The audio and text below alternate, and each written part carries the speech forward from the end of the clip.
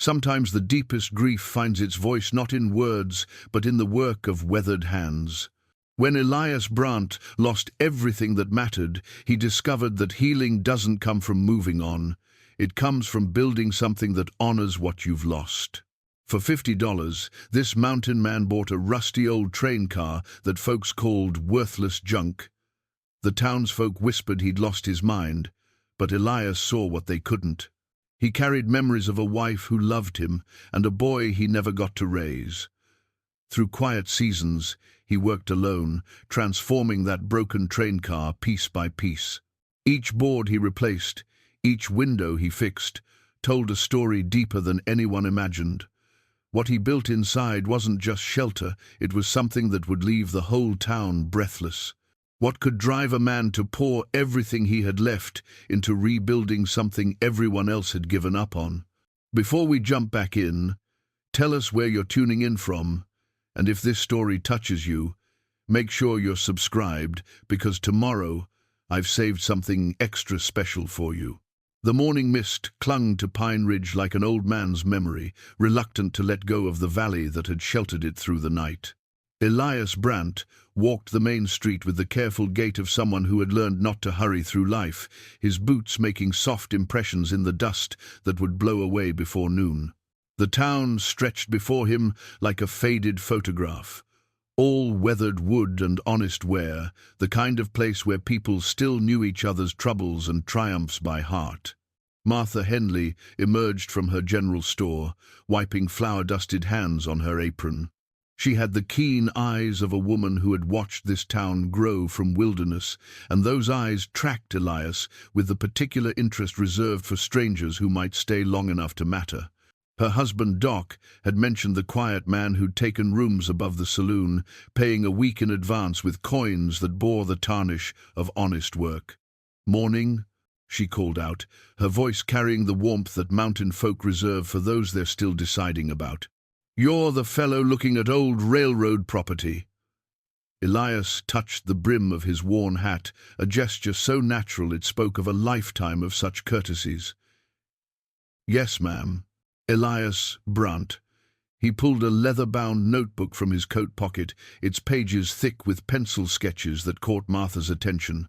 The drawings visible from her angle showed careful measurements, detailed joinery, the kind of precise craftsmanship that spoke of years spent turning raw timber into something beautiful.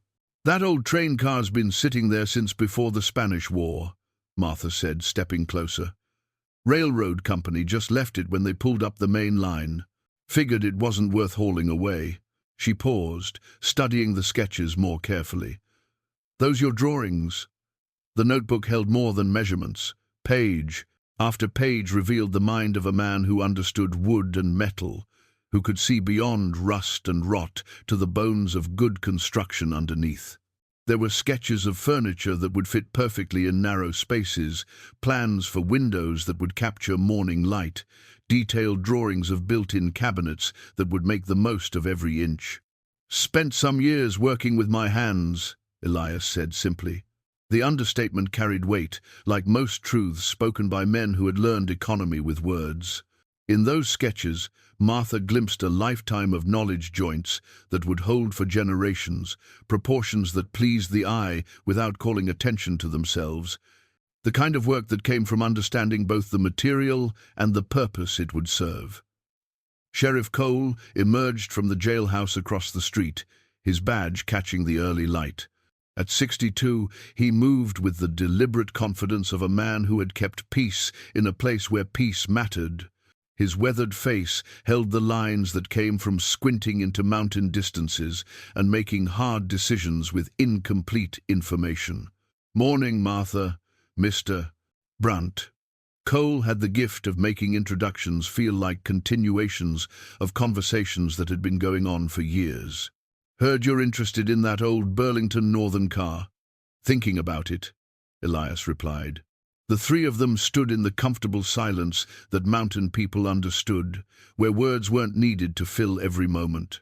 The notebook remained open in Elias's hands, revealing sketches that suggested not just renovation, but transformation. Doc Henley approached from his clinic, medical bag in hand, and the slightly distracted air of a man whose mind was always partly occupied with the needs of others.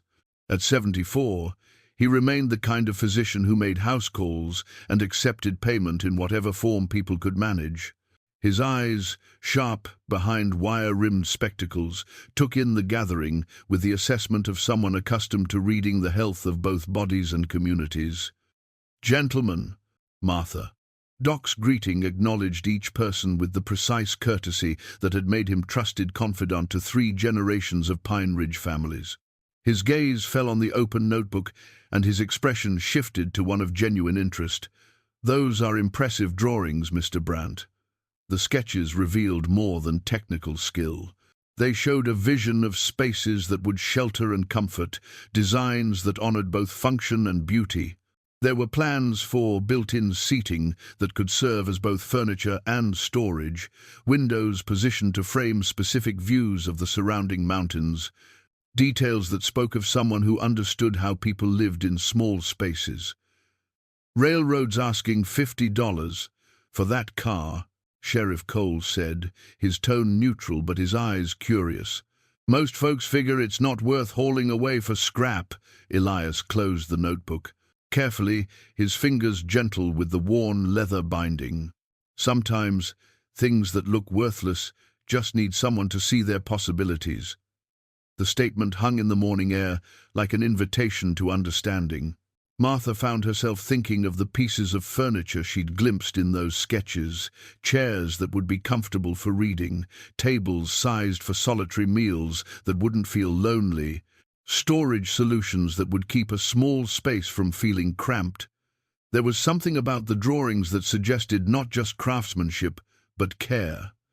"That car's been sitting there 15 years, Doc observed. "Weather's gotten to it pretty good." "Structure's still sound," Elias said with the confidence of someone who could read the language of wood and steel. "Foundation's solid. Most of what's wrong with it is what you can see from the outside." They walked together toward the abandoned spur line, their footsteps raising small clouds of dust that caught the strengthening sunlight. The train car sat where the railroad had left it, surrounded by the kind of weeds that grew in places where human attention had moved on to other concerns. From a distance, it looked like exactly what everyone said it was, a piece of junk that someone should have hauled away years ago. But as they approached, Elias's experienced eye began cataloguing possibilities where others saw only problems. The frame remained true, its bones still strong beneath the surface rust. The windows, though broken, showed good proportions that would frame the mountain views beautifully once replaced. The roof, despite its obvious leaks, followed clean lines that spoke of the era when even utilitarian structures were built with attention to form as well as function. $50, Martha repeated, as if testing how the words sounded when applied to something that might actually be worth buying. Elias pulled out a small cloth pouch, the kind that working men used to keep their savings close. The coins inside had been earned through labor that left its mark on a man's hands, calluses from tools, scars from wood that had fought back, the particular strength that came from years of shaping raw materials into useful things. "Seems fair," he said simply, as if purchasing abandoned railroad cars was something he did every Tuesday morning. Sheriff Cole extended his hand for the money, then paused. "You mind me asking what you plan to do with it?" Elias looked at the car for a long moment, his gaze taking in details that the others couldn't see. In his mind's eye, he was already seeing past the rust and neglect of the structure underneath, already planning how each space would be used, how light would move through the renewed interior, how a man might live in such a place without feeling diminished by its size. "Make it into something worth keeping," he said finally. The transaction completed with handshakes that carried the weight of mountain trust. Elias Brant now owned what most folks considered 40 feet of worthless metal and rotting wood. But as he walked around his purchase, notebook once again open to reveal his sketches, it became clear that he saw something the rest of them had missed. Martha lingered as the men dispersed to their morning duties. There was something about those drawings that stayed with her, Something about the way they suggested not just a renovation project, but a homecoming of sorts. The sketches showed spaces designed for solitude without loneliness, for quiet without emptiness. "Mr. Brant," she called as he prepared to leave, "you'll be needing supplies, tools, materials, that sort of thing." He turned back with the patient attention of someone who understood that mountain folk didn't offer help lightly. "Yes, ma'am. I expect I will. Store opens at 7. I keep good stock, fair prices." The offer carried more than commerce. In a place like Pine Ridge, where winter could isolate a man for months and the nearest city was a day's hard travel, the general store served as lifeline, meeting place, and community anchor. Martha's invitation was less about selling supplies than about welcoming someone who might, if things went well, become a neighbor worth knowing. As Elias walked back toward town, the leather notebook secure in his coat pocket, the morning sun began burning off the mist that had shrouded the valley. Behind him, the train car sat in the strengthening light, still looking to most eyes like nothing more than an expensive piece of junk. But appearances, as any craftsman worth his tools could tell you, often had very little to do with possibilities. 3 days later, Elias stood inside the train car with a kerosene lantern casting dancing shadows on walls that had forgotten the touch of human care. The interior smelled of rust and time, of rain that had found its way through compromised seals and seasons that had passed without witness.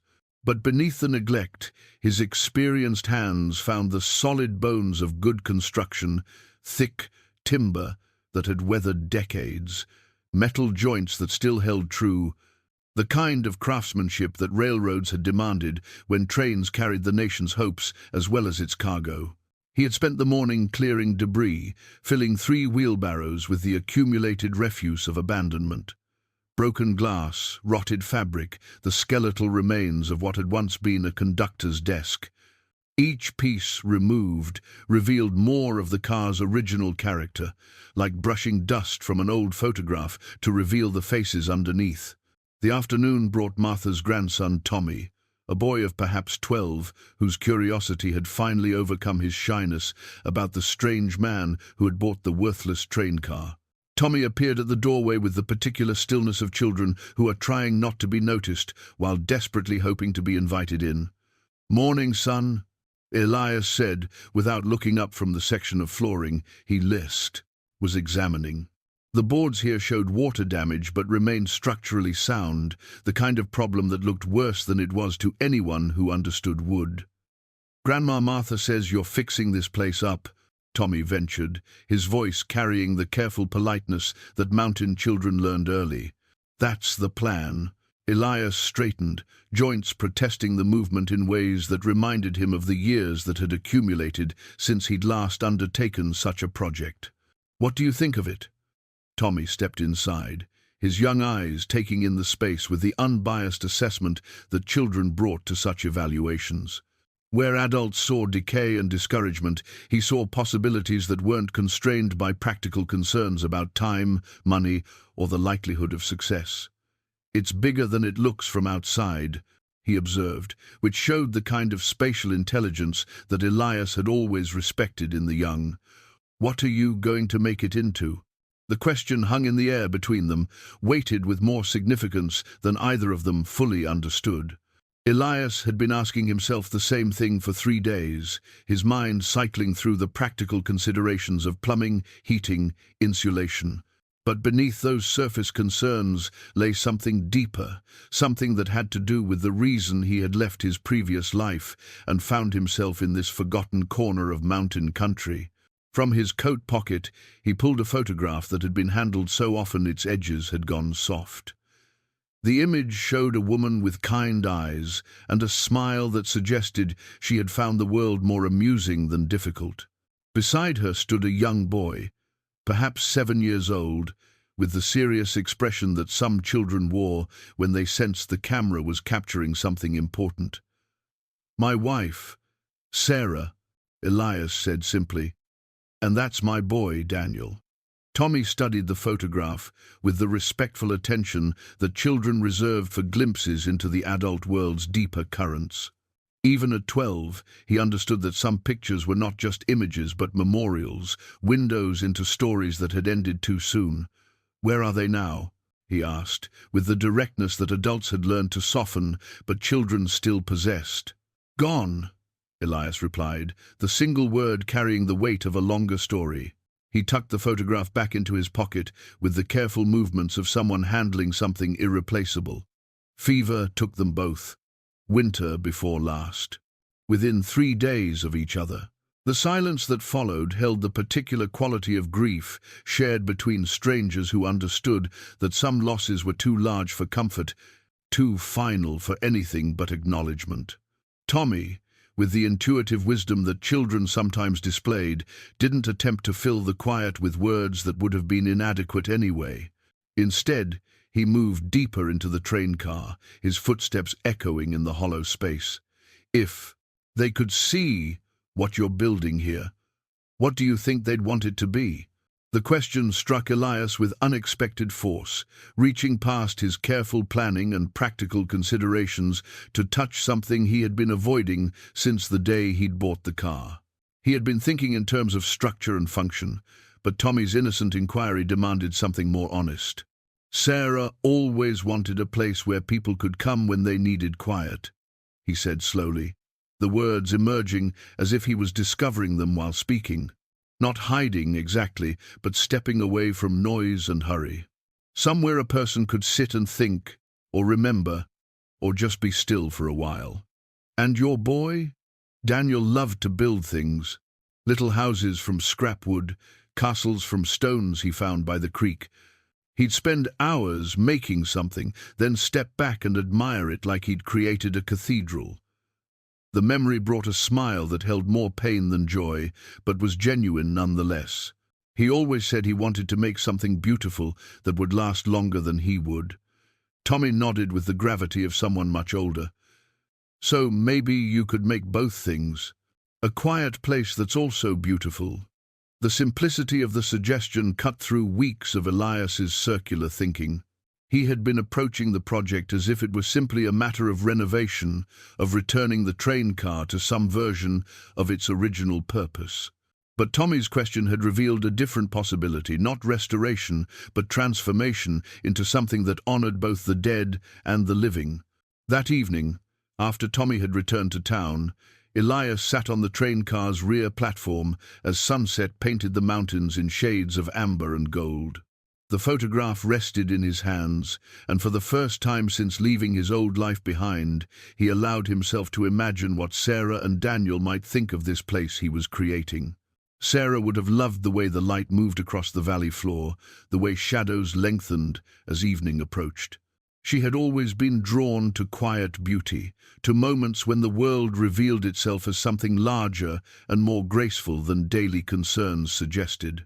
This place, set apart from the rush of ordinary life, would have appealed to her sense of sanctuary, and Daniel, his boy, would have seen immediately what Elias was only now beginning to understand. This wasn't just about creating a place to live. It was about building something that would stand as testament to love that had been cut short, to dreams that had been interrupted but not erased.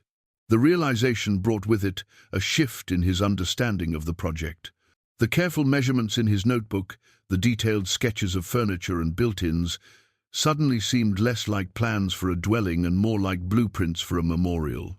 Not the kind carved in stone and meant for public display, but something more intimate, a place where the living could commune with memory, where the past could be honored without becoming a prison.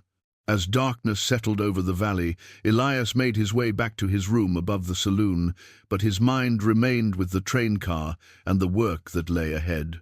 Tommy's innocent questions had unlocked something he hadn't known he was carrying, not just grief for what he had lost, but gratitude for what he had been given, even if only for a short time. The project had found its purpose, and that purpose changed everything.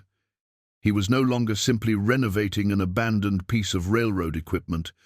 He was creating a sanctuary where love could take physical form, where memory could be housed in something beautiful and lasting. Over the following days, word of the train car project began to spread through Pine Ridge with the quiet efficiency that characterized news in small communities. Martha mentioned it to customers who stopped by the general store. Doc Henley spoke of it to patients who needed distraction from their ailments. Sheriff Cole brought it up in conversations with ranchers who came to town for supplies. The response surprised Elias. Instead of the skepticism he had expected, people began offering help. Old Henrik, who ran the sawmill, mentioned that he had some good pine that had been seasoning for years, just looking for the right project. Mrs. Patterson, who taught school and knew the value of good books, wondered if he might want shelving for a small library. Even the Methodist minister, Reverend Clark, stopped by to admire the work and to observe, quietly, that some of the most important construction projects in human history had been undertaken not for practical purposes, but as acts of love and remembrance. The train car was becoming more than Elias's private project. It was evolving into something that the entire community had a stake in, a symbol of the possibility that broken things could be made whole, that abandonment was not the final word on anything worth preserving. But with that recognition came a weight of responsibility that Elias hadn't anticipated. He was no longer building just for himself, or even just for the memory of Sarah and Daniel. He was creating something that would need to serve a larger purpose, something that would need to justify the hope and interest that others were investing in it. Late at night, by lamplight, he revised his sketches with this new understanding guiding his hand. The space would still be intimate, still designed for quiet and reflection, but it would also need to accommodate visitors, to welcome others who might need what this place could offer. The challenge was creating something that could be both deeply personal and genuinely accessible, both memorial and sanctuary. The first real work began with the windows. Elias had learned long ago that natural light could make or break a small space, and the train car's original openings, though broken and weather-damaged, were positioned with the kind of thoughtfulness that suggested the original builders had understood this principle as well. He started each morning before sunrise, when the mountain air held the crisp promise of autumn, and his hands moved with the certainty that came from decades of practice. The broken glass came out in careful pieces, each shard wrapped in cloth and disposed of with the respect due to anything that had once served a useful purpose. Behind the glass, the window frames revealed themselves to be in better condition than he had dared hope. Solid wood that needed attention but not replacement, hardware that could be cleaned and oiled back to function. Martha appeared on the fourth morning of this work, carrying a basket that held the kind of breakfast that mountain women prepared for men undertaking serious labor. Hot coffee in a mason jar, eggs still warm from the pan, biscuits that had been baked before dawn and wrapped to hold their heat. She set the basket on the makeshift table he had constructed from sawhorses and planking, then stood quietly while he finished removing a particularly stubborn piece of glazing compound. "Old Henrik says you know what you're doing with wood," she observed, watching him work. There was no question in her voice, just the kind of assessment that people in small communities made about neighbors who might prove useful in difficult times. "Spent some years learning," Elias replied, setting down his chisel and accepting the coffee with hands that bore fresh cuts from the morning's work. The warmth felt good in the cool air, and the coffee carried the strength that he would need for the long day ahead. "He also says you turned down his offer to help with the framing." This was closer to a question, though still phrased as an observation. Martha had the gift of seeking information without seeming to pry, a skill that made her the unofficial keeper of the community's social boundaries.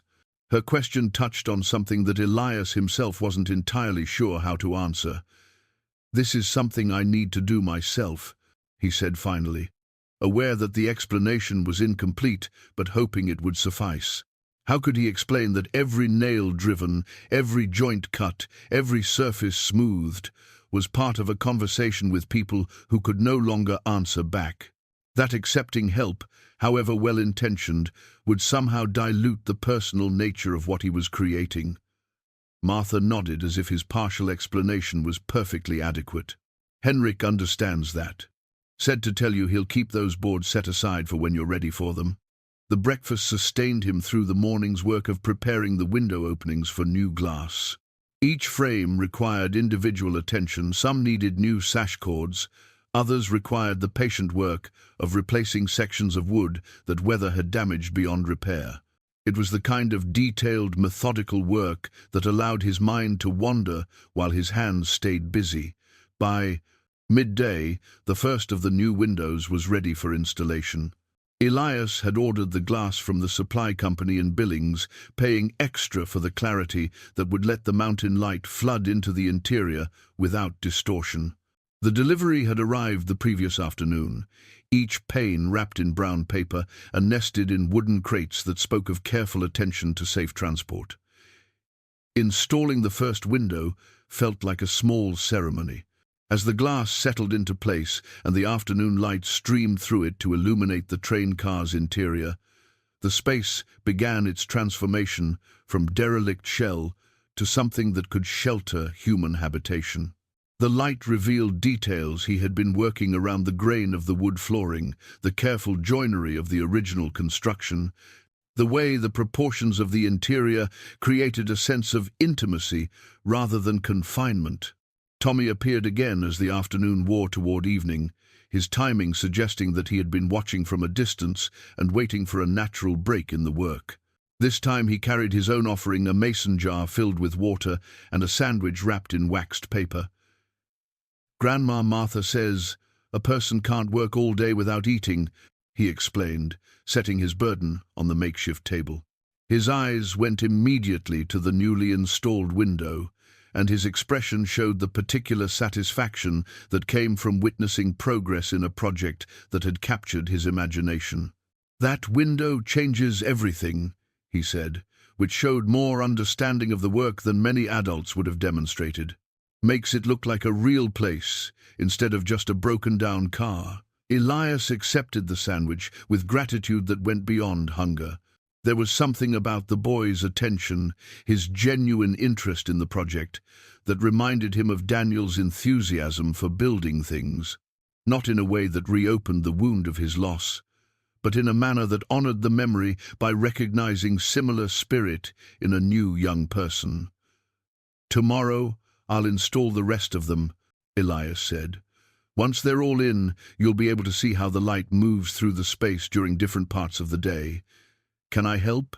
The question came with the particular hopefulness that children brought to requests that they weren't entirely sure would be welcomed. Elias considered this carefully. The work was dangerous in ways that a 12-year-old might not appreciate: sharp glass, heavy frames, tools that could cause serious injury if mishandled. But there were aspects of the project that could accommodate an eager assistant, tasks that would let Tommy contribute without putting himself at risk. "I could use someone to hand me tools," he said finally, "and to help organize the hardware. But you'd need to pay attention to what you're doing and follow directions exactly."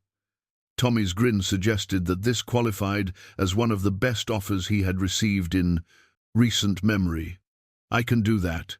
I'm good at following directions when they're for something important." The next morning brought Tommy early, arriving with the kind of punctuality that children displayed when they were genuinely excited about a project. He had brought his own work gloves, child-sized, but clearly well-used, and a canvas apron that suggested Martha had taken his new role seriously enough to provide proper equipment. Working with the boy changed the rhythm of the project in ways that Elias hadn't anticipated. Tommy's questions required him to explain not just what he was doing, but why each step mattered. The need to articulate his reasoning helped clarify his own thinking, forced him to examine assumptions and methods that had become automatic after years of practice. "Why do you measure twice before cutting?" Tommy asked, watching Elias mark a piece of trim for the second time. "Because wood doesn't grow back once you've cut it wrong," Elias replied. "And because taking time to be certain saves more time than rushing and having to start over."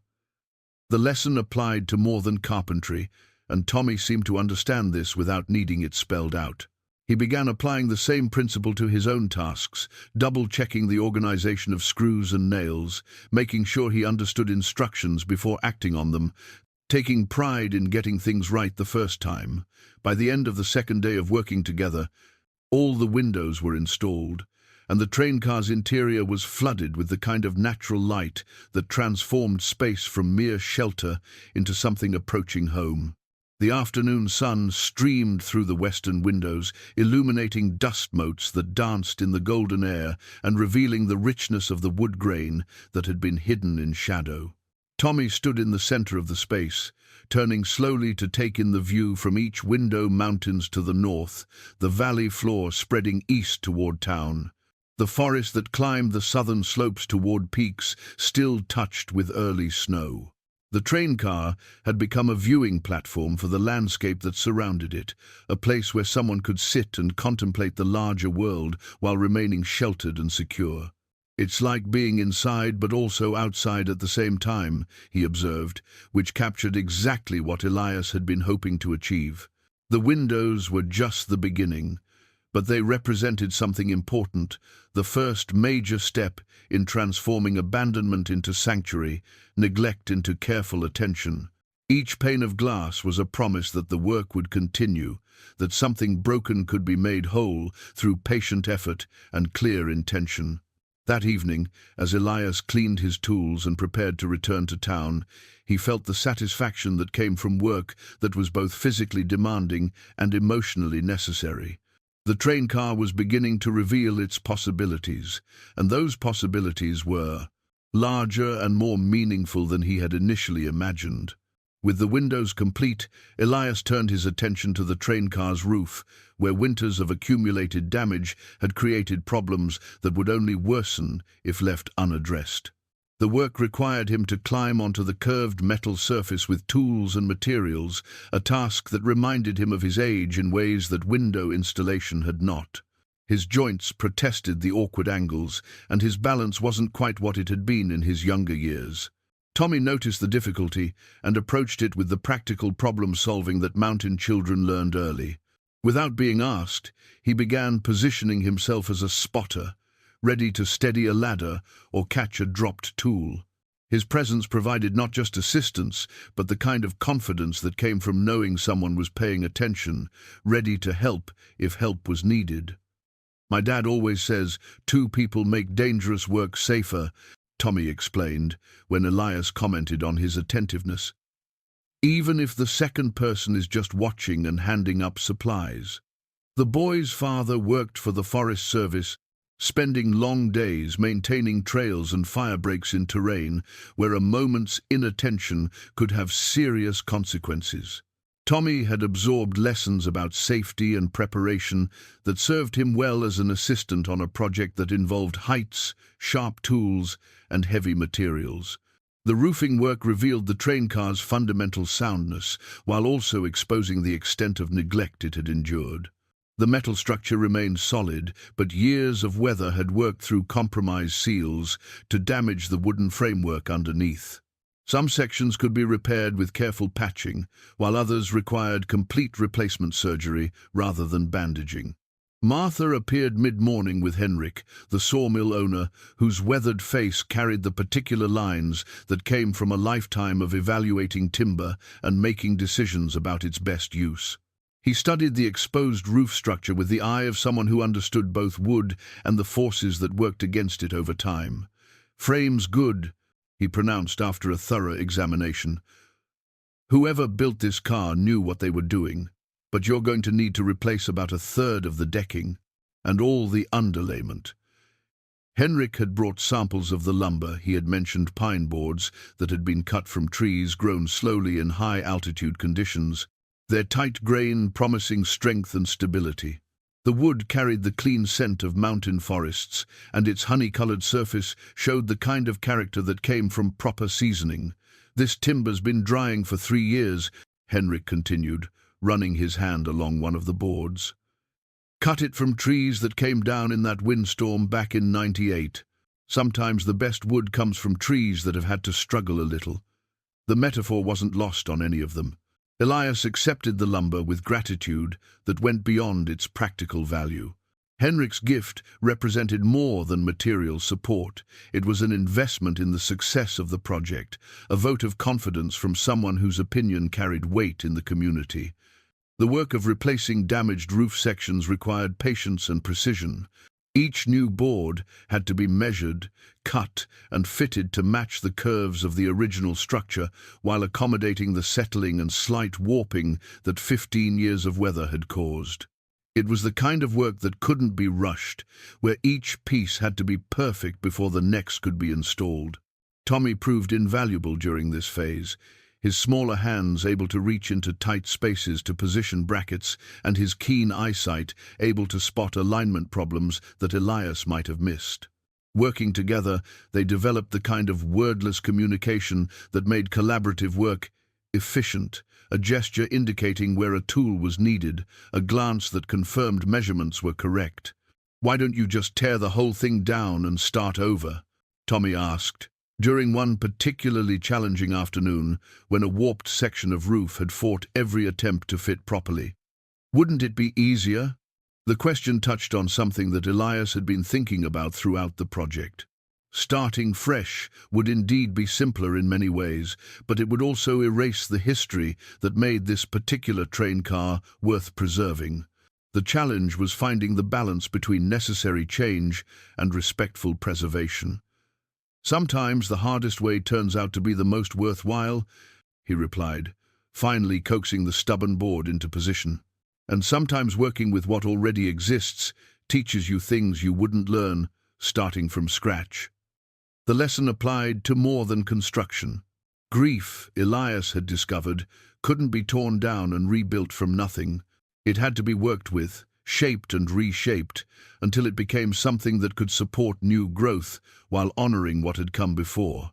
By the end of the week, the roof work was complete and the train car stood weatherproof for the first time in years. The new metal roofing caught the morning light and reflected it back in clean, bright lines that contrasted sharply with the weathered surfaces that hadn't yet received attention. But the contrast was temporary, a sign of work in progress rather than completion. Doc Henley arrived on Friday afternoon, ostensibly to check on how the work was progressing, but actually, Elias suspected, to satisfy his curiosity about what the interior would become. The old physician's trained eye took in the details of the construction with the same methodical attention he applied to examining patients. "You've thought about ventilation," Doc observed, noting the carefully positioned vents that would allow air to circulate without creating drafts. "And natural light. Important. Considerations for a space where people might spend considerable time." The comment suggested that Doc understood the project's purpose better than Elias had explained it to anyone. The train car was becoming more than a dwelling or workshop. It was evolving into a space designed for human comfort and contemplation, somewhere that would support both solitude and occasional gatherings. "Sarah always said that stuffy rooms made for stuffy thinking," Elias replied, surprised by how naturally the reference to his wife came. "And Daniel needed good light for his drawing." Doc nodded with the understanding of someone who had seen how environment affected human well-being. "This will be a healing place, I think. The town needs something like that." The observation carried weight, coming from someone who had spent decades tending to the community's physical and emotional ailments. Doc's endorsement felt like official recognition that the project served a purpose larger than Elias's personal need to create something beautiful from something abandoned. As autumn deepened and the first serious frost painted the valley floor white, the train car began to show its transformation more clearly. The exterior work roof, windows, foundation repairs created a shell that looked purposeful rather than derelict. Inside, the space waited for the detailed work that would define its character and determine how well it served its intended purpose. Tommy's enthusiasm for the project had grown along with his skills, and he began bringing friends to see the work in progress. Their reactions provided a different kind of validation.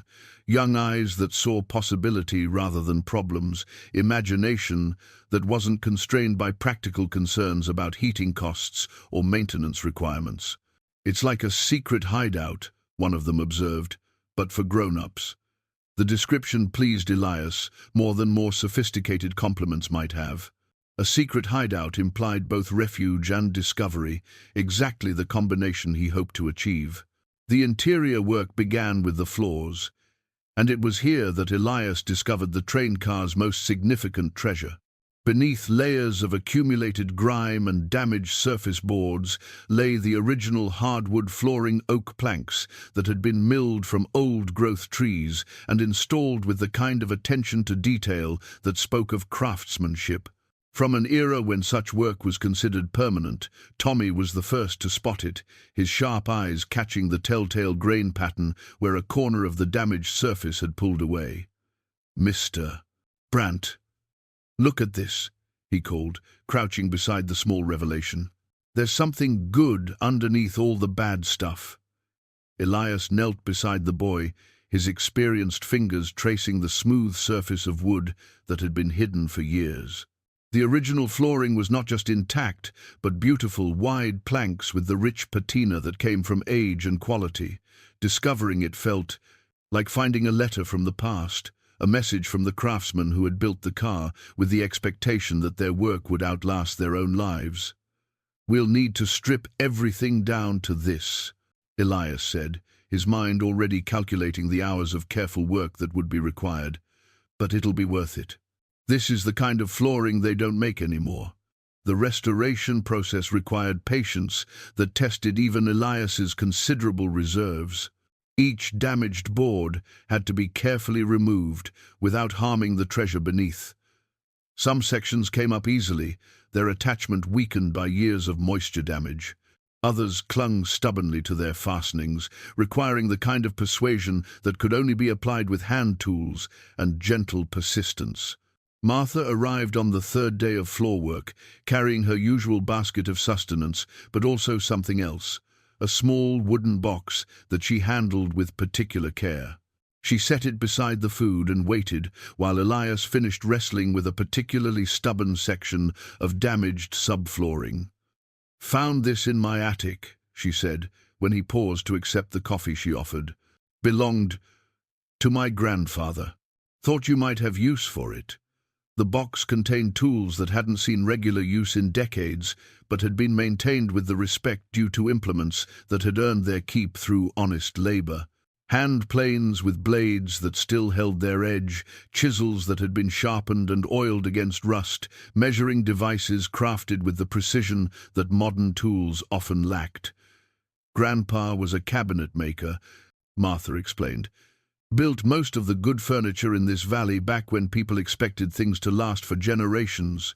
These tools helped create pieces that are still serving families today."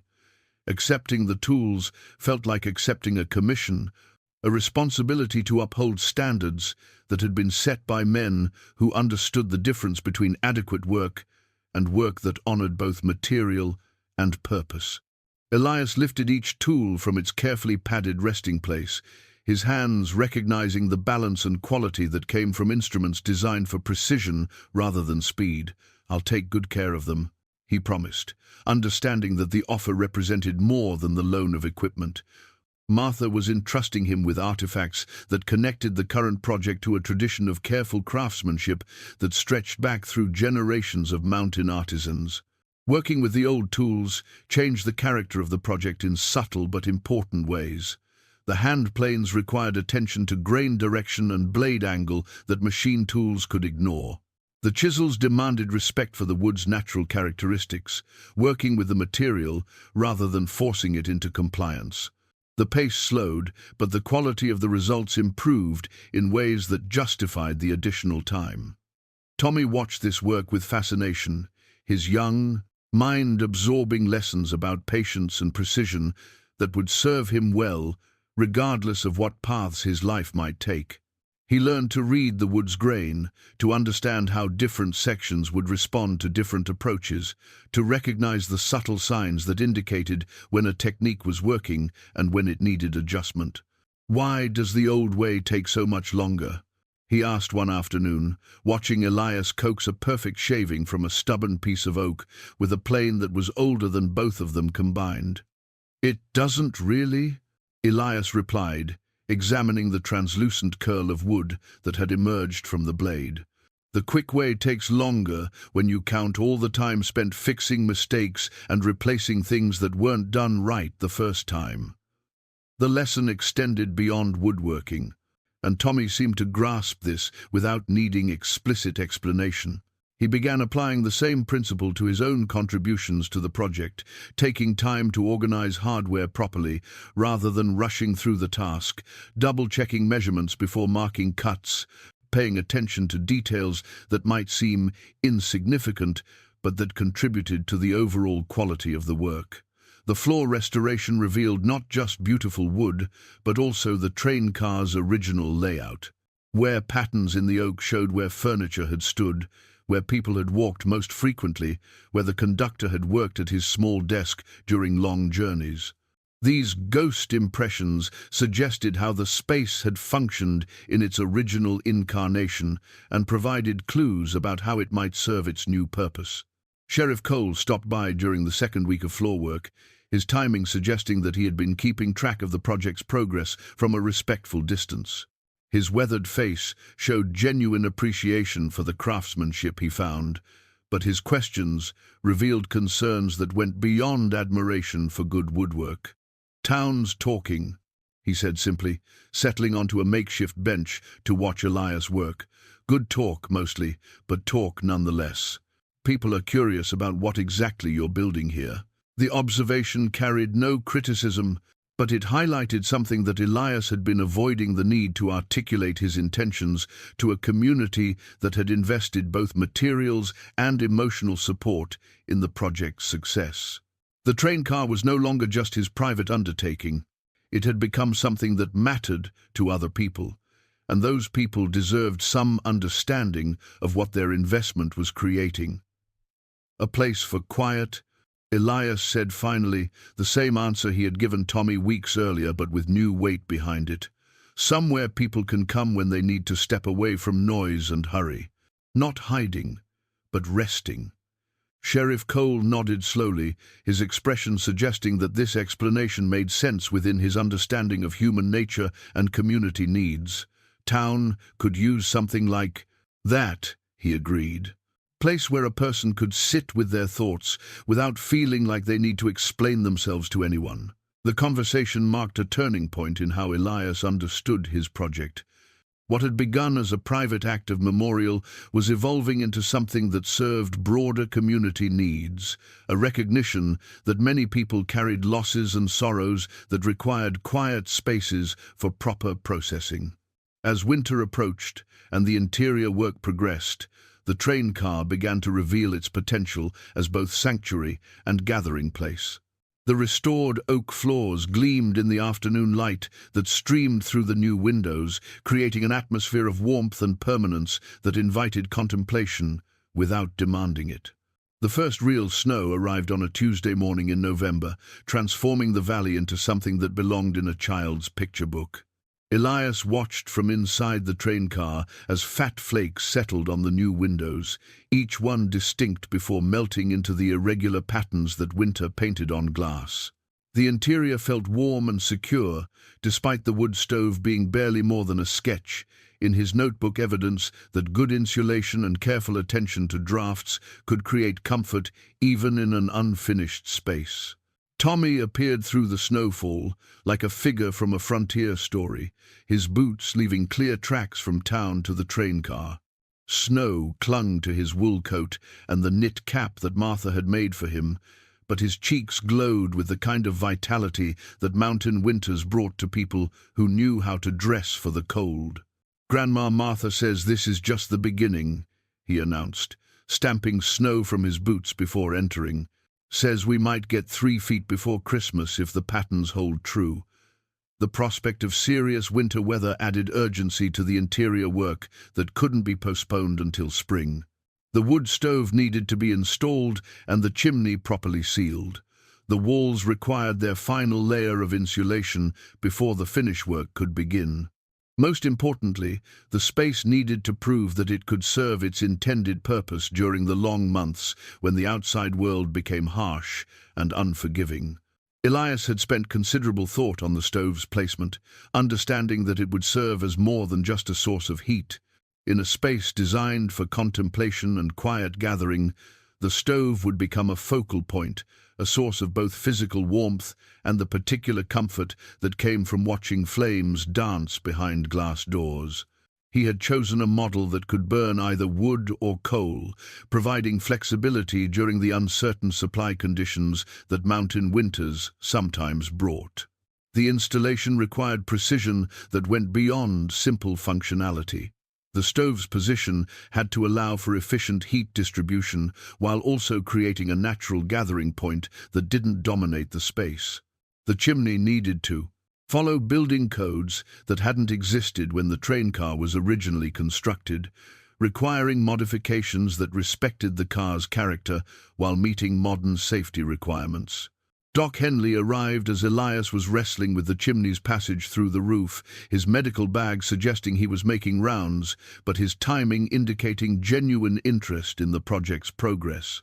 At 74, Doc still climbed ladders and crawled through tight spaces with the agility of someone who had spent decades responding to emergencies in difficult locations. "Let me give you a hand with that," he offered, studying the complex angles where the chimney had to navigate around structural elements that couldn't be moved. "I've installed a few of these over the years. Trick is getting the flashing right so you don't trade warmth for leaks." Working with Doc provided Elias with insights that went beyond technical expertise. The old physician's questions revealed a deep understanding of how spaces affected human well-being, how the arrangement of furniture and light could influence mood and behavior in ways that most people never consciously noticed. "You've thought about seating arrangements," Doc observed, studying the sketches in Elias's notebook. "Multiple conversation areas, but also spots where someone could sit alone without feeling isolated." The comment showed more psychological sophistication than Elias had expected, though it shouldn't have surprised him. A man who had spent 50 years ministering to a small community's medical and emotional needs would naturally develop insights into what people required from their physical environment. "Sarah always said that the best rooms could accommodate whatever mood someone brought to them," Elias replied. "Cheerful enough for celebrations, quiet enough for sorrow, flexible enough for everything in between." The reference to his wife came more easily now, without the sharp edge of pain that had initially accompanied any mention of his loss. The train car project had somehow transformed memory from something that hurt into something that guided and instructed, a change that he hadn't expected but welcomed nonetheless. With the stove properly installed and the chimney drawing cleanly, the train car's interior took on the character that Elias had been envisioning since the day he'd bought it. The restored oak floors gleamed in the firelight, their rich patina enhanced by the dancing shadows that flames created. The carefully positioned windows framed views of the snow-covered landscape that changed throughout the day as light shifted and weather moved across the valley.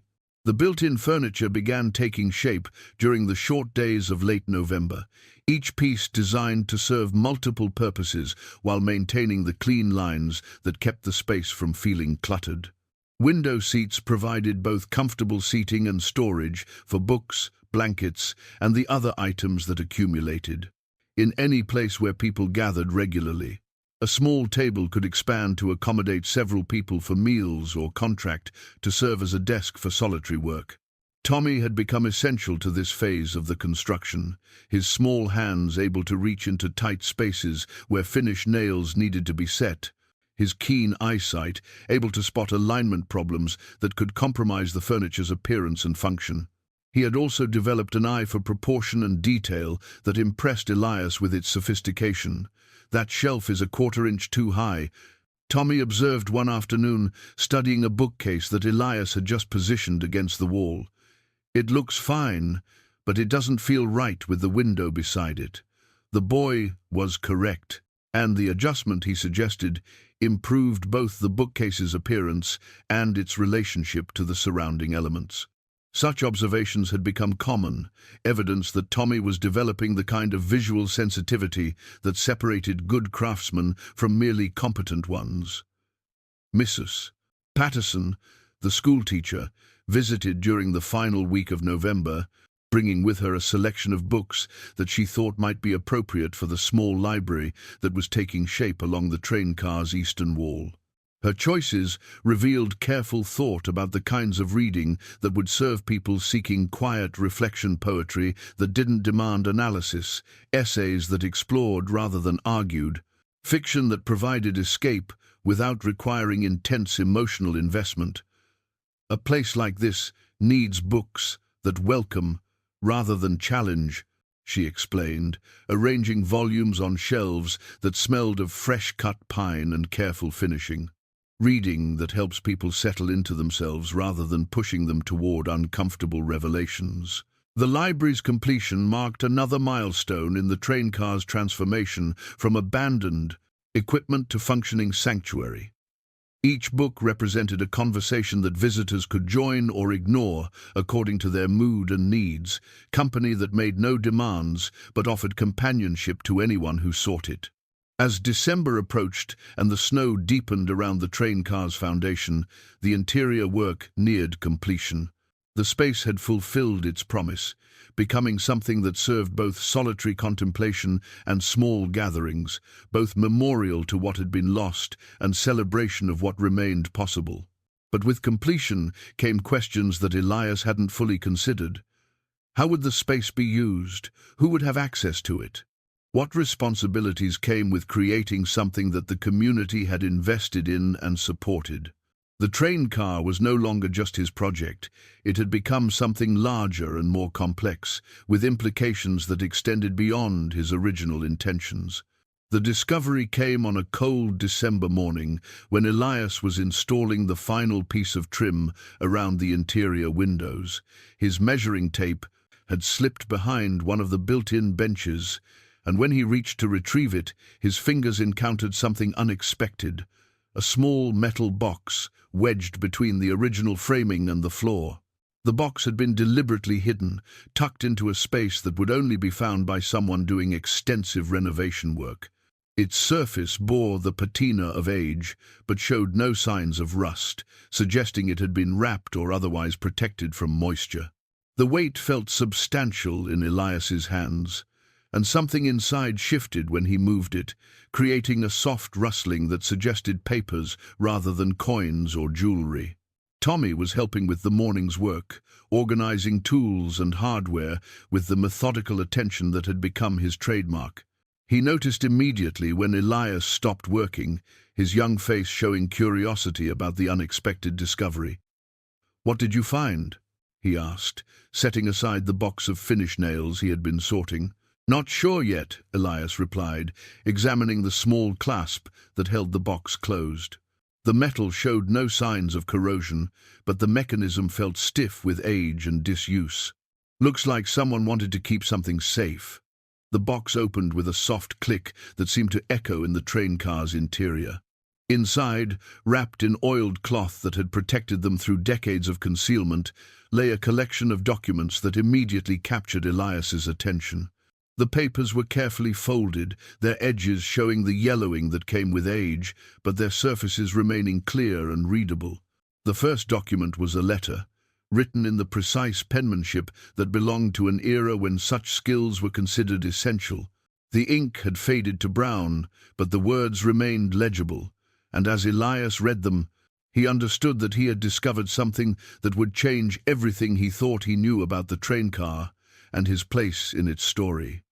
"My dearest Margaret," the letter began, dated the 15th of October 1943. "If you are reading this, then the worst has happened, and I will not be coming home from this war. I write these words on what may be my final journey on the Denver and Rio Grande, carrying supplies to the port at Oakland. The car shakes with every mile, but my hand remains steady because I know these words will find their way to you eventually. Elias continued reading, his voice growing softer as the letter's contents revealed themselves. The writer was James Copper, a railroad man who had been called to serve in the Pacific Theater, leaving behind a wife and young son in Pine Ridge. The letter detailed his love for his family, his hopes for their future, and his careful instructions about a fund he had established to support them if he didn't survive the war. I have hidden the documents in this car because I know it will remain here, safe and forgotten, until someone like you, someone who understands the value of things that others overlook, finds them and ensures they do, to reach their proper destination. The money is in the First National Bank of Denver, account number 47382, established in my name and Margaret's. If I do not return, this money should go to our boy Tommy Copper when he reaches his 18th birthday. The name struck Elias like a physical blow. Tommy Copper. He looked at the boy beside him, Tommy, Martha's grandson, whose last name was indeed Copper, though Elias had never made the connection to the town's history. The coincidence seemed impossible, but as he continued reading, the pieces began falling into place.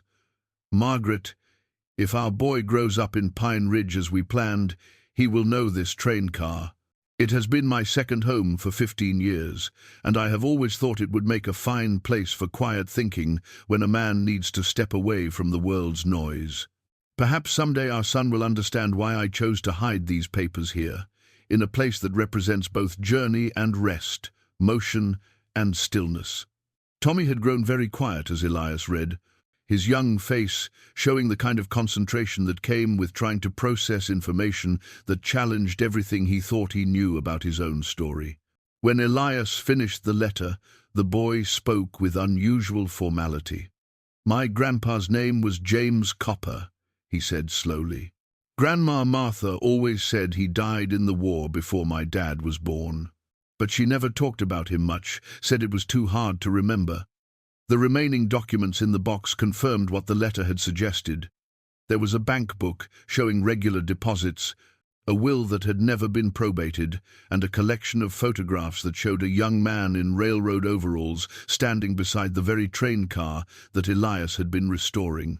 In the final photograph, James Copper stood with a young woman and a toddler, the family that he had been forced to leave behind. The implications of the discovery were staggering. The train car wasn't just an abandoned piece of railroad equipment. It was a family legacy that had been waiting 75 years for the right person to uncover it. Tommy wasn't just Elias's eager assistant. He was the rightful heir to both the car and the funds that his grandfather had carefully preserved for him. "The money," Tommy said quietly, his practical mountain upbringing asserting itself despite the emotional magnitude of the revelation. "Is it still there?" Elias examined the bank documents more carefully, noting details that he had initially overlooked. The account had been established as a trust, designed to grow through interest and careful management until it was claimed by the designated heir. 75 years of compound interest would have transformed James Copper's railroad savings into something substantial. "We'll need to contact the bank," Elias said, his mind already working through the legal and practical implications of the discovery. "But yes, I think it's still there. Your grandfather was a careful man who understood how to protect what mattered most to him." The revelation recontextualized everything that had happened since Elias's arrival in Pine Ridge, his purchase of the train car, Tommy's immediate interest in the project, the community's unusually strong support for his renovation work. All of it took on new meaning when viewed as part of a story that had been unfolding for 3/4 of a century.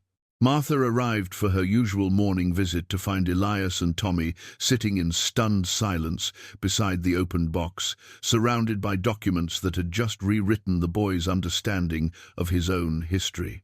Her expression shifted from curiosity to shock as Elias explained the discovery and its implications. "James always said he would find a way to take care of us," she said softly, her voice carrying the weight of decades of grief and uncertainty. I never imagined he meant it so literally. The train car project had been transformed from restoration to revelation, from memorial to homecoming. What Elias had undertaken as a private act of grief had become the key that unlocked a family mystery that had shaped 3 generations of Pine Ridge history. But with the discovery came new responsibilities and difficult questions. The money belonged to Tommy, but he was still a child who would need guidance in managing such an inheritance. The train car belonged to Elias legally, but morally it seemed to belong to the Copper family. And the community that had supported the restoration now faced the possibility that their gathering place might be claimed by its original owners. As snow continued to fall outside the windows, the 3 of them sat with the weight of revelation, understanding that everything they thought they knew about the project had just changed in ways that would require careful consideration and wisdom to navigate properly. The week following the discovery passed in a blur of phone calls, legal consultations, and careful examination of documents that had waited 3/4 of a century to see daylight. Elias found himself serving as intermediary between past and present, helping Martha and Tommy navigate the complex emotions that came with sudden inheritance, while also grappling with his own changed relationship to the project that had consumed his autumn. Doc Henley arrived on Wednesday morning with information that added both clarity and complexity to the situation. His own family had lived in Pine Ridge since before the war, and his father's papers contained references to the Copper family that provided context for James's careful preparations. Your grandfather borrowed money from 3 families in town to make those bank deposits, Doc explained to Tommy, spreading photocopied documents on the train car's new table. He worked extra shifts, took on dangerous runs that paid better, did everything he could to build that account before shipping overseas. The whole community knew he was preparing for the worst. The revelation added weight to Tommy's inheritance, making it clear that the money represented not just one man's savings, but a community's investment in caring for their own. James Copper had transformed individual sacrifice into collective responsibility, creating a legacy that honored both family and neighbors. Sheriff Cole joined them that afternoon, bringing legal expertise that helped clarify the formal steps required to claim an inheritance that had been abandoned so long it had passed into legend. The process would be complex, requiring probate proceedings that could take months, but the documentation was thorough enough to make success virtually certain. The interesting question, Cole observed, studying James Copper's will with professional attention to detail, is what happens to the train car itself. Technically, you bought it from the railroad, Elias, and that transaction is legal and binding. But morally speaking, this car belongs to the Copper family. The statement articulated the dilemma that had been troubling Elias since the discovery. He had purchased the train car honestly and invested months of labor and emotional energy in its restoration. But learning about James Copper's connection to it changed everything, making his ownership feel temporary and conditional. Tommy, with the directness that children brought to complex adult problems, cut through the legal and ethical complications with startling clarity. Mr. Brant, you said this place was supposed to be somewhere people could come for quiet thinking, right? Somewhere that would honor people who died too soon? Elias nodded, uncertain where the boy's reasoning was leading, but recognizing the serious tone that indicated careful consideration rather than childish impulse. Then maybe it doesn't matter who owns it, Tommy continued. Maybe what matters is making sure it serves the purpose you and my grandpa both wanted it to serve. The suggestion carried wisdom that impressed all 3 adults, but it also raised practical questions about liability, maintenance, and governance that would need to be addressed before any such arrangement could be formalized. How could a 12-year-old boy and a grieving widower share ownership of property that was becoming increasingly important to the entire community? Martha's solution came from her decades of experience in managing the complex relationships that sustain small mountain communities. What if we establish a trust? she proposed. Something that recognizes both Tommy's inheritance and Elias's investment, but dedicates the property to serving the community's needs. The idea had merit, but implementing it would require legal expertise that none of them possessed. Doc Henley suggested contacting his nephew, a lawyer in Billings who specialized in estate planning and community development. The consultation would take time to arrange, and winter weather was making travel increasingly difficult. Meanwhile, the word of the discovery had spread through Pine Ridge with the speed that characterized news in small communities. People who had supported the restoration project with materials, labor, and encouragement now faced the possibility that their gathering place might become private property again, unavailable for the community use they had been anticipating. Henrik appeared on Friday morning with a different kind of offering, not lumber or tools, but perspective gained from 70 years of watching Pine Ridge navigate change and uncertainty. He settled onto one of the built-in benches, his weathered hands appreciating the smooth finish that his own wood had helped create. "Communities like ours survive by adapting," he said, his voice carrying the authority of someone who had seen the town through boom and bust, war and peace, growth and decline. "What matters isn't who owns what, but whether people can find what they need when they need it." The comment addressed the underlying tension that the discovery had created. The train car had been restored with community support because people believed it would serve community needs. If legal complications prevented that use, the goodwill and cooperation that had made the project possible might not be available for future endeavors. Reverend Clark arrived that afternoon with Mrs. Patterson, both of them representing the community's concern about how the ownership question might be resolved. Their visit was diplomatic rather than confrontational, but their message was clear. The town had invested emotionally in the train car's transformation, and that investment deserved consideration in whatever resolution emerged. "We're not claiming any legal right to the property," Reverend Clark clarified, his tone carefully measured. "But we are hoping that whatever arrangement you work out will honor the spirit of cooperation that made this restoration possible." Mrs. Patterson's contribution was more specific, focusing on the library that she had helped establish and the role she had envisioned it playing in the community's cultural life. "Those books were chosen specifically for this space," she explained. "Poetry readings, discussion groups, quiet study.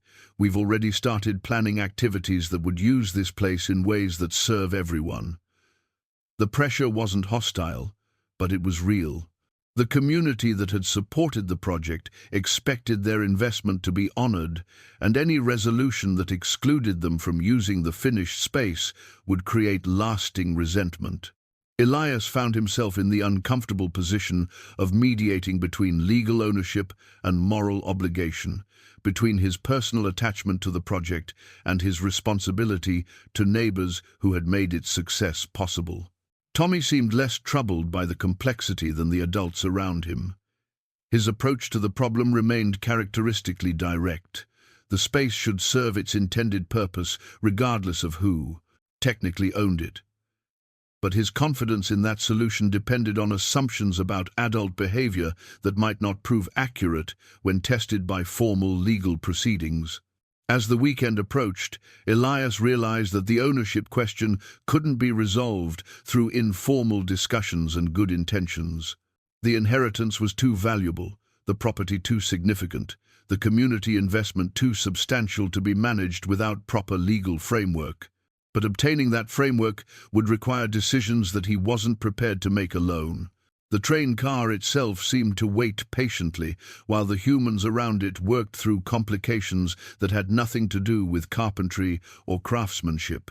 The restored space fulfilled every expectation that Elias had held for it: warm, welcoming, conducive to both solitude and small gatherings. But its legal status remained as unsettled as mountain weather, subject to forces beyond anyone's immediate control. Saturday evening found Elias alone in the train car, the wood stove casting dancing shadows on walls that held both his own work and the ghost of James Copper's original vision. The photograph of Sarah and Daniel rested on the mantel he had built, keeping company with the picture of James Copper's family that had emerged from the hidden box. Both families had been cut short by tragedy, but both had left legacies that extended beyond their own brief time. Sarah and Daniel lived on in the careful attention that Elias brought to creating beauty from abandonment. James Copper's love for his family had preserved resources and guidance that were still serving their intended purpose decades after his death. The parallel wasn't lost on Elias, and it suggested a resolution that honored both past and present, while pointing toward a future that served needs larger than individual ownership. But implementing such a resolution would require courage, generosity, and wisdom from everyone involved, qualities that weren't guaranteed, even in communities that valued cooperation and mutual support. Sunday morning would bring new conversations, additional complications, and the need for decisions that would determine whether the train car's restoration remained a triumph of community spirit or became a source of lasting division. Sunday morning brought the kind of snowfall that transformed the world into something clean and new, blanketing the valley in white silence that seemed to muffle not just sound, but the weight of human complications. Elias stood at the train car's east window, watching the flakes settle on pine branches that bent under accumulating burden but did not break. Martha arrived earlier than usual, her footsteps creating the first tracks through snow that reached almost to her knees. She carried no basket this morning, no offering of food or coffee, just the determined expression of someone who had reached conclusions that required immediate action. "We need to settle this today," she said without preamble, stamping snow from her boots before entering the warmth of the restored interior. "Before the lawyers get involved and turn something simple into something expensive and complicated." Her directness surprised Elias, though it probably shouldn't have. Mountain people learned to address problems before they became crises, and Martha had spent decades managing conflicts that could have torn the community apart if handled poorly. Her tone suggested that she had developed a plan overnight, one that she expected would resolve the ownership question in ways that served everyone's interests. Tommy appeared through the snowfall as if summoned, his young face showing the serious expression that had become familiar whenever adult decisions required his input. He settled beside the wood stove, his attention focused on the adults who would determine how his grandfather's legacy would be handled. "I've been thinking about what James would want," Martha continued, settling onto one of the built-in benches that Elias had crafted with such care. He wasn't the kind of man who thought in terms of individual ownership when it came to things that mattered. He believed in taking care of people, in making sure good things served their proper purpose. The observation carried the authority of someone who had known James Copper personally, who could speak to his character and values from direct experience rather than speculation. Her assessment suggested that the solution might lie not in legal technicalities, but in understanding what the original owner would have wanted for his property. Doc Henley arrived as Martha was speaking, his timing suggesting coordination rather than coincidence. Behind him came Sheriff Cole, then Henrik, then Mrs. Patterson and Reverend Clark. Within 15 minutes, the train car held more people than it had accommodated since Elias had begun the restoration, the community's leadership gathering to address a problem that affected them all. "We've been talking," Doc said, his words acknowledging the informal discussions that had taken place throughout the weekend. Not planning or plotting, just trying to understand what would be best for everyone involved. The phrase, "everyone involved," carried weight in a community where individual decisions inevitably affected neighbors, where private property existed within networks of mutual dependence that made pure independence impossible. What happened to the train car would influence relationships and expectations throughout Pine Ridge. Sheriff Cole pulled out a folder of documents that he had been preparing since Friday, legal papers that outlined the various options available for resolving the ownership question. His presentation was thorough but accessible, designed to help lay people understand choices that would normally require professional legal advice. Simplest solution is for Elias to keep ownership, and Tommy to claim his inheritance separately, Cole explained. Clean, legal lines, no complications. But it doesn't address the community investment in this project. The alternative options were more complex, but potentially more satisfying for everyone involved. Trusts, partnerships, community ownership structures each had advantages and disadvantages that would need to be weighed carefully before any decisions were made. Tommy listened to the adult discussion with attention that seemed unusual for a 12-year-old, but his expression suggested that he was processing information rather than simply enduring boring conversation. When Sheriff Cole finished his presentation, the boy spoke with the directness that had become his trademark. "What did my grandfather's letter say about what he wanted?"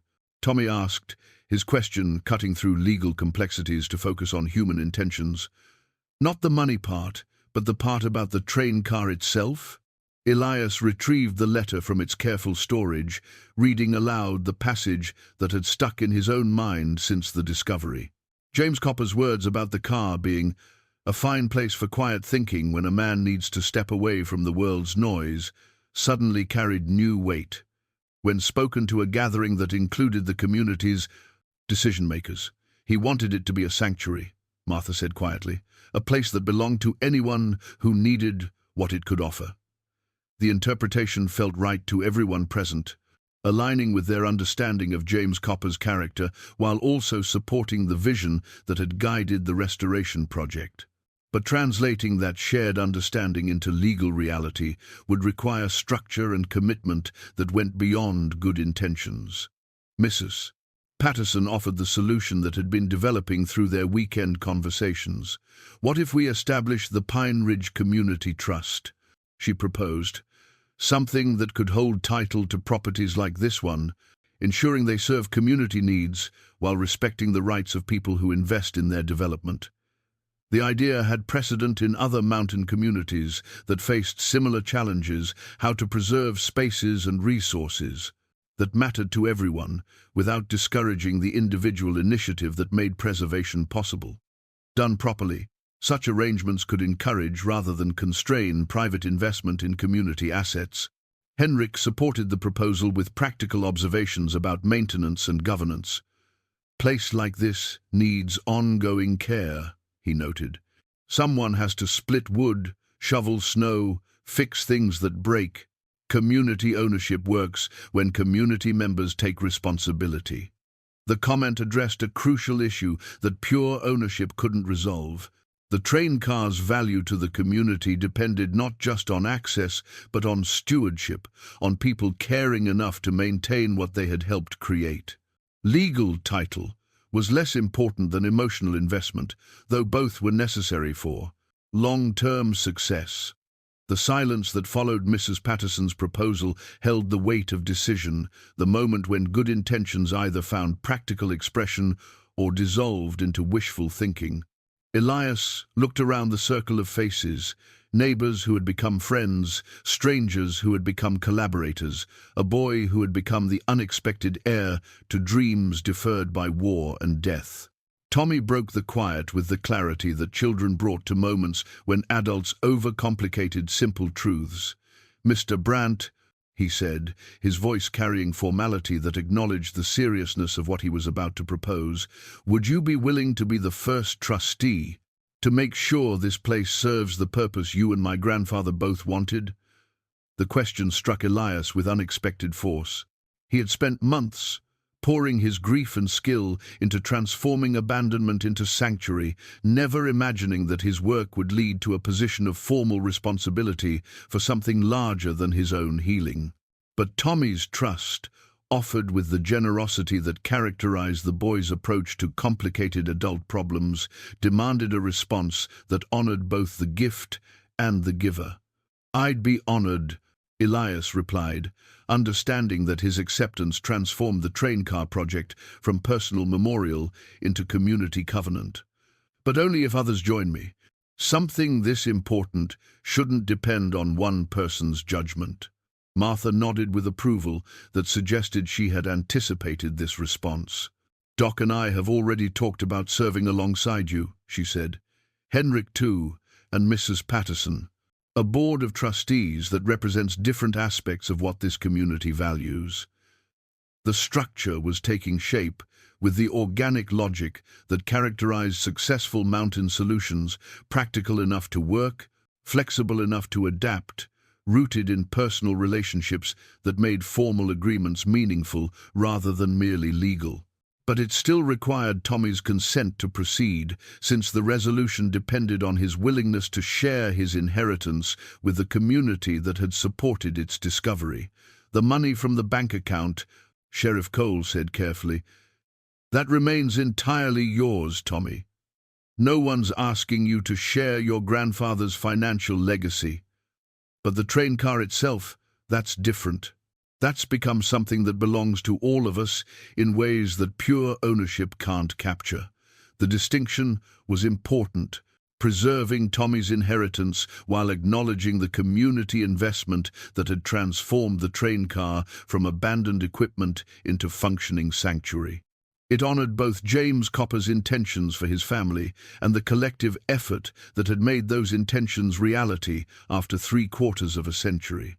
Tommy stood and walked to the window where afternoon light illuminated the snow-covered valley, his small figure silhouetted against the landscape that would shape his entire life. When he turned back to face the gathered adults, his expression showed the kind of determination that suggested he had inherited more than money from his grandfather.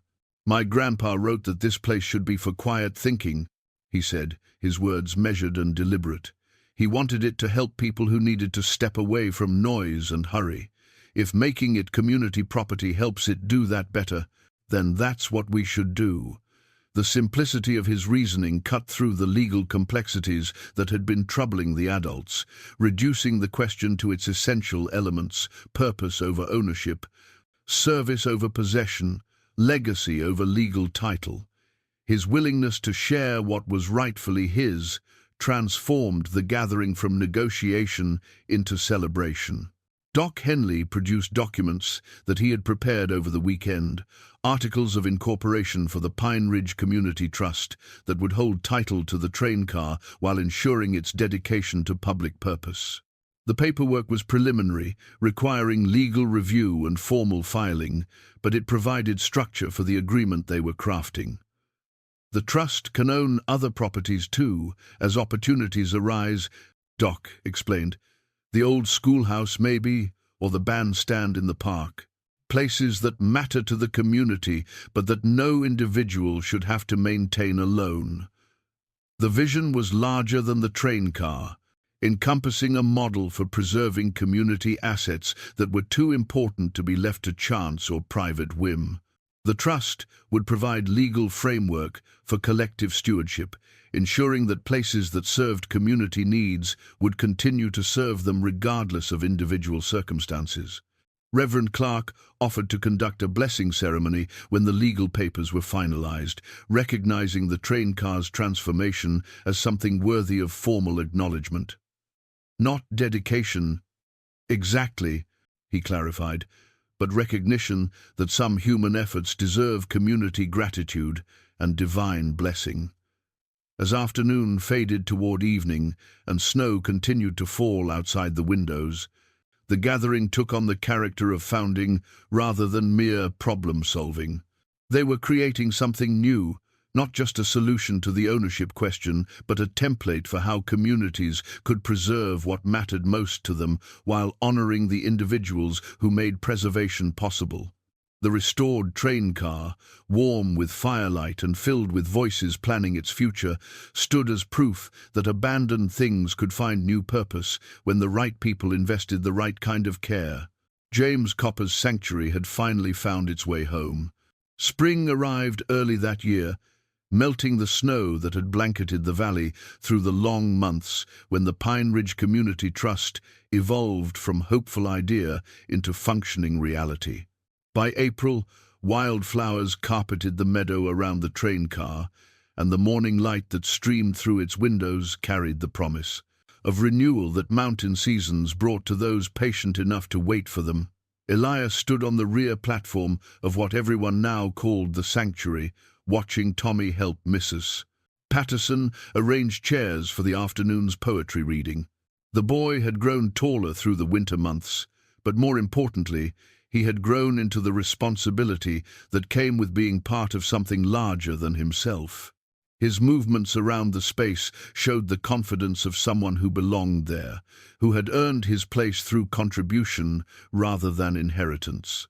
The bank account in Denver had indeed grown substantially over 7 decades, providing Tommy with resources that would support his education and whatever future he chose to pursue. But the money had proved less transformative than the discovery itself, which had connected him to a family history that gave weight and context to his place in the community's ongoing story. Martha emerged from the train car's interior, carrying the brass plaque that Henrik had crafted to commemorate James Copper's vision and sacrifice. The inscription was simple but complete: "In memory of James Copper, 1915 to 1944, who understood that the best legacies serve purposes larger than the people who create them." The plaque would be mounted beside the door during tomorrow's dedication ceremony, marking the train car's official transformation from private restoration project to community asset. But the physical marker was less important than the understanding it represented that some human efforts created value that belonged to everyone, willing to preserve and protect it. Doc Henley arrived with the final legal documents that formalized the trust's ownership of the property, papers that had required months of careful review, but that now provided the security that community investment demanded. His satisfaction was visible as he handed the folder to Elias, recognizing the completion of work that had required as much patience as the restoration itself. "Lawyer in Billings says he's never seen a cleaner transfer of property rights," Doc reported. "Everything in order, everyone's interests protected, community benefit clearly established. Says he might use this as a model for similar situations." The compliment carried weight coming from legal professionals who dealt regularly with property disputes that divided rather than united communities. The Pine Ridge solution had succeeded precisely because it honored competing interests rather than forcing choices between them. Sheriff Cole joined them as the afternoon's visitors began arriving, families from town, ranchers from the surrounding valley, even people from as far away as Billings who had heard about the restored train car and wanted to see what community cooperation could accomplish. The steady stream of respectful guests validated the decision to make the space publicly accessible while maintaining its character as a place for quiet reflection. Tommy moved among the visitors with the easy grace of someone who understood his role as both host and beneficiary, answering questions about his grandfather's story while also explaining how the restoration had been accomplished. His pride was obvious, but not boastful, grounded in appreciation for work that others had done as much as inheritance he had received. The poetry reading drew people who might never have attended such an event in a more formal setting, but who found something appealing about literature shared in a space that felt both intimate and welcoming. Mrs. Patterson's selections honored the themes that had guided the restoration: memory and loss, healing and renewal, the possibility of creating beauty from broken things.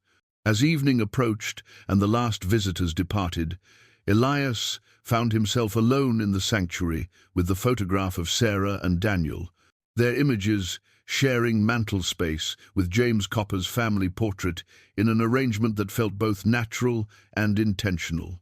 The two families, separated by decades but united by early loss, had somehow collaborated across time to create something that honored them both. The train car had fulfilled every hope that Elias had held for it when he'd paid his $50 and begun the work of transformation. It served as memorial to those who had died too soon, sanctuary for those who needed quiet space, and gathering place for a community that had discovered the rewards of preserving what mattered most to them. But more than that, it had become proof that abandonment was never the final word on anything worth saving.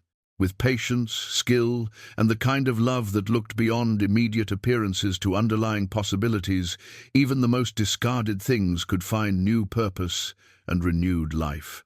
The setting sun painted the valley in shades of gold and amber, the same light that had blessed this place when James Copper first walked these rails, when Sarah and Daniel had shared their brief time with Elias, when Tommy had asked his innocent questions that changed everything. Some things endured despite loss because people chose to make them endure. The train car sat quietly in that light, no longer abandoned but never finished, continuing the work of transformation that would last as long as people understood the value of what they had helped create. The whistle of the evening freight train echoed across the valley, a sound that James Copper would have recognized, calling travelers home to places where they were known and welcomed, where their stories became part of something larger than themselves. In the growing dusk, the sanctuary's windows glowed with warm light that promised shelter to anyone who needed what it offered, not just physical refuge, but the deeper comfort that came from knowing that some human efforts created lasting value, that love expressed through patient work could bridge any gap that time and loss might create. The mountain man who had bought a rusty train car for $50 had built something that would take your breath away.